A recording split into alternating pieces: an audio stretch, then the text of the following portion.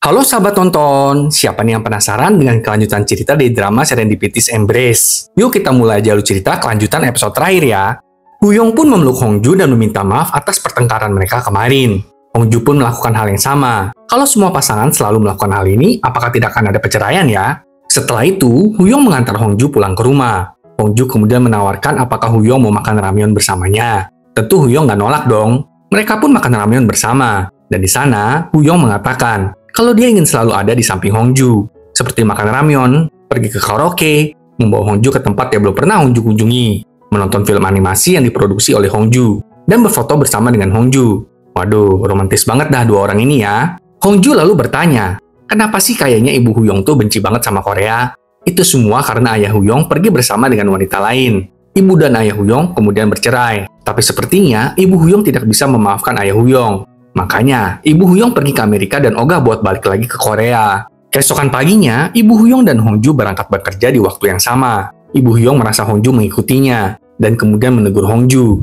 Aduh, si tante sesi banget dah ya. Tempat kerja kalian memang di gedung yang sama, Jeng. Hongju kemudian berkata, kalau mereka berdua sama-sama mencintai Woo-young. Jadi Hongju akan berusaha untuk mencintai Ibu Woo-young juga. Apakah usaha Hongju untuk menaklukkan hati calon mertuanya akan berhasil ya, sahabat nonton? Sedangkan di sekolah, Yeji merengek karena Kyung-taek ingin merahasiakan hubungan pacaran mereka. Kyung-taek menyembunyikan hubungan mereka karena nggak mau Yeji digosipin. Tapi Yeji berkata, kalau dia nggak peduli mau rumor tersebar kek, asal mereka berdua nggak menyembunyikan hubungan mereka lagi. Malam harinya, Woo-young kembali ke rumah Hongju. Saat Woo-young tertidur, Hongju jadi mengingat masa SMA-nya dulu dengan Woo-young. Yang sepertinya dari SMA, Hongju juga sudah ada perasaan kepada Woo-young. Kembali ke saat ini, Woo-young terbangun dan mereka saling menyatakan perasaan cinta mereka. Lalu kemudian mereka berpelukan. Besoknya, giliran Ibu Woo-young yang mendatangi Hongju. Kali ini, Ibu Woo-young menyodorkan sebuah amplop kepada Hongju.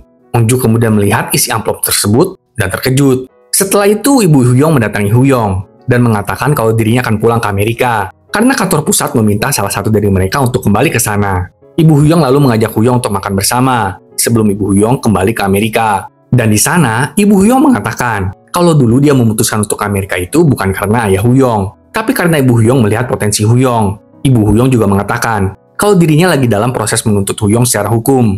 Ibu Woo-young masih belum memproses pengunduran diri Woo-young, yang berarti Woo-young masih ada di dalam perusahaan. Ibu Woo-young juga mengatakan kalau Woo-young memakai informasi orang dalam untuk mengamankan investasi. Tapi dengan adanya gugatan kepada Woo-young, tidak akan ada yang mau berinvestasi kepada Woo-young, kecuali ya Woo-young kembali ke Amerika. Baru Ibu Woo-young akan mencabut gugatannya. Ibu Woo-young juga mengatakan kalau tidak ada ibu yang membiarkan putranya menghancurkan hidupnya sendiri. Namun Woo-young juga bersikeras tidak akan mengubah pendiriannya. Sedangkan di tempat lain, kita melihat Hongju dengan tampang yang sedih mulai berjalan-jalan di sekitar tempat kerjanya dan tempat-tempat yang pernah dia lalui bersama dengan Woo-young. Kemudian kita kembali ke saat Ibu Woo-young menemui Hongju. Ternyata, Ibu Woo-young memberikan Hongju kredit card dan meminta Hongju untuk pindah ke Amerika bersama dengan Woo-young. Kredit card itu bisa Hongju gunakan untuk membeli semua keperluan dan kebutuhan Hongju untuk pindah ke Amerika. Ibu Woo-young kemudian menyindir Hongju. Woo-young bisa merelakan seluruh hidupnya di Amerika dan tinggal bersamamu di sini. Nah sekarang, apakah Hongju juga bisa melakukan hal yang sama untuk Woo-young? Waduh, provokatif banget dah ini mah ya. Kembali ke saat ini. Di jalan, Hongju kebetulan bertemu dengan ayah Yeji, yang dulu adalah wali kelas Hongju. Hongju kemudian menggunakan kartu kredit dari Ibu Woo-young untuk membayar cemilan mereka di toko serba. Hongju kemudian menceritakan tentang bagaimana Ibu Woo-young menyuruhnya untuk pindah ke Amerika.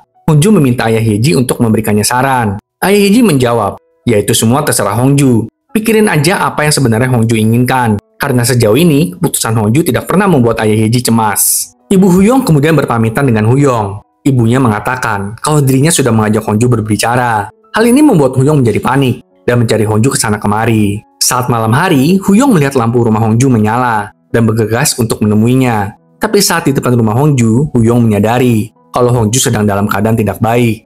Sehingga Woo-young memutuskan untuk tidak menemui Hongju malam itu. Besoknya di sekolah, Yeji merasa lelah hati. Karena menurutnya Kyung-taek gak berperan sebagai pacar sungguhan gitu loh. Saat sedang lagi ngambek, heel sepatu Yeji tersangkut. Melihat Yeji yang kesulitan, Kyung-taek yang sedang bersama dengan para guru lainnya mendatangi Yeji dan membantunya.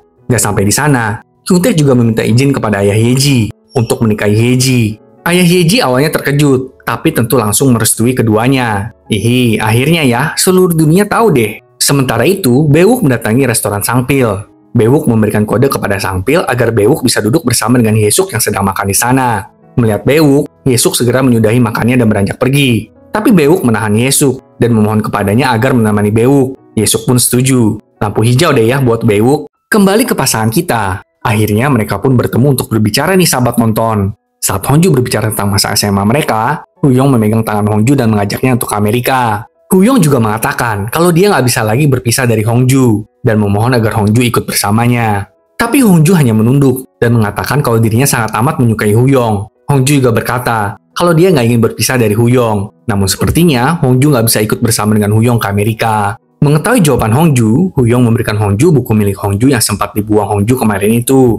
Huyong meminta agar Hongju terus mengejar mimpinya. Huyong juga berjanji kalau dia akan kembali. Dan saat dia kembali, Huyong tidak akan melepaskan Hongju lagi. Walaupun berat untuk berpisah dengan Huyong, tapi keputusan harus tetap dibuat. Selanjutnya kita melihat Hongju dan Huyong memasang pohon Natal bersama, berfoto dan menonton bersama. Pastinya mereka akan membuat kenangan sebanyak mungkin ya, sebelum keduanya terpisah. Mengetahui Huyong akan ke Amerika meninggalkan Hongju, Yeji mulai mengkhawatirkan Hongju. Karena nggak tahu kapan pastinya Huyong akan kembali ke Korea. Malamnya, Yeji, Kyungtaek, Huyong, dan Sangpil membuat pesta di rumah Huyong. Sedangkan Bewook tentu sedang berkencan bersama dengan Ye-suk. Pada saat yang sama, Hongju memberi kabar kalau dirinya tidak bisa ikut pesta, karena harus bekerja lembur. Pagi harinya, Huyong harus bergegas untuk pergi ke airport, dan Hongju masih bekerja dong. Hal ini tentu membuat Huyong merasa sedih. Di airport, kita melihat Hongju menghampiri Huyong dengan membawa sebuah koper loh. Tentu aja, hal ini membuat Huyong terkejut. Ternyata, Hongju berniat untuk berjalan-jalan ke Amerika bersama dengan Huyong dong. Huyong langsung memeluk Hongju dan menciumnya.